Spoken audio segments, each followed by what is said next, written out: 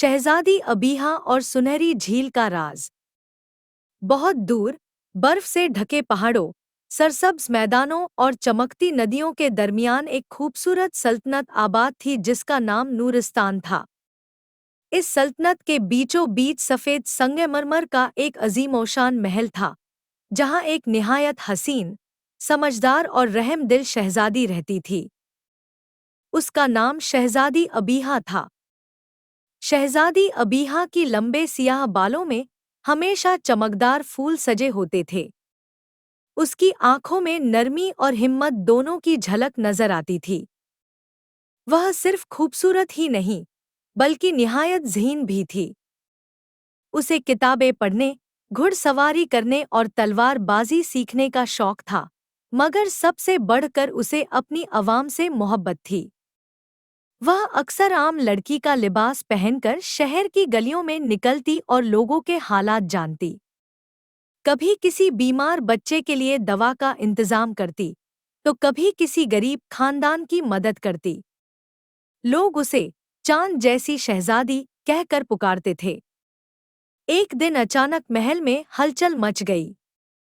खबर आई कि सल्तनत के करीब मौजूद सुनहरी झील का पानी सियाह और बदबूदार होने लगा है। यही झील पूरे नूरिस्तान के लिए पानी का वाहिद जरिया थी। खेत सूखने लगे, जानवर बीमार होने लगे और लोग डर गए।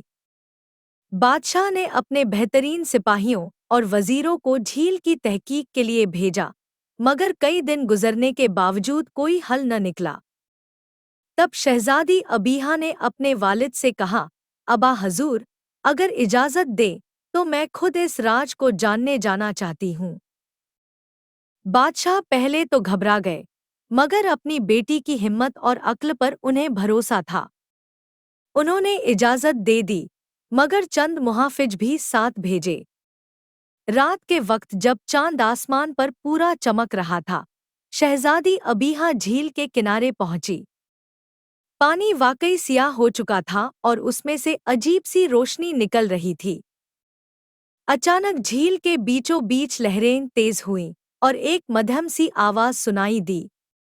वह एक ज़ख्मी परी थी, जो इस झील की मुहाफिज थी।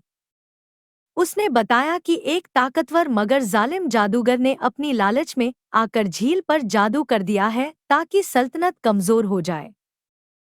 शहजादी अबीहा ने बिना डरे जादूगर का मुकाबला करने का फैसला किया। जंगल के अंदर एक अंधेरी गुफा में वह जादूगर रहता था। शहजादी अपने मुहाफिजों के साथ वहां पहुंची, मगर गुफा के अंदर सिर्फ वही दाखिल हुई। जादूगर ने उसे डराने की कोशिश की, मगर शहजादी के चेहरे पर खौफ का नाम व निशान न था।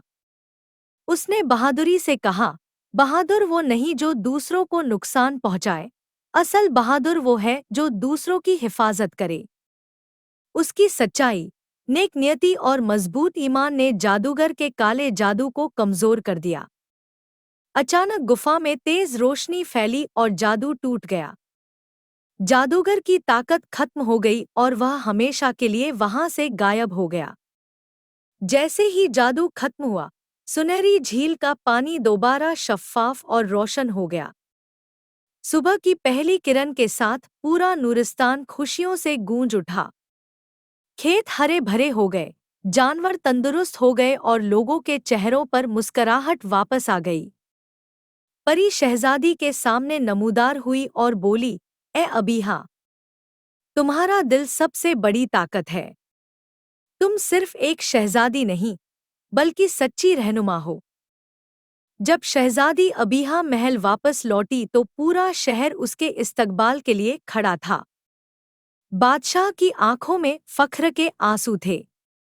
उस दिन के बाद नूरिस्तान में यह बात मशहूर हो गई कि ताज और तख्त से ज्यादा कीमती चीज एक पाक दिल और बहादुर रूह होती है।